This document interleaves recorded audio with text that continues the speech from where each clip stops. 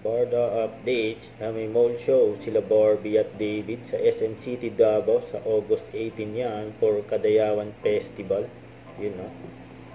Ito pa nga nilabas ni Isabel. Ano, sila Barbie at David. Ayan, muling pagkikita ni Adelina at Hiroshi. Ayan, grabe yung Barda. Ano, hindi na mag nose to nose.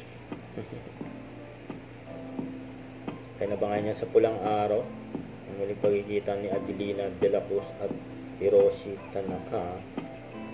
Ang kabang-abang. Ito pa yung IG story ni Barbie.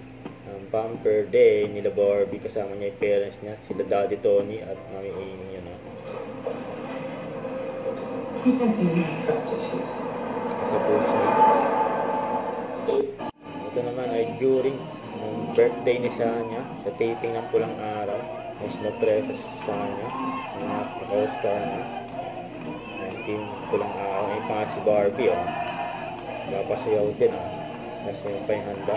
Kasi birthday sa ano, do this live si Barbie.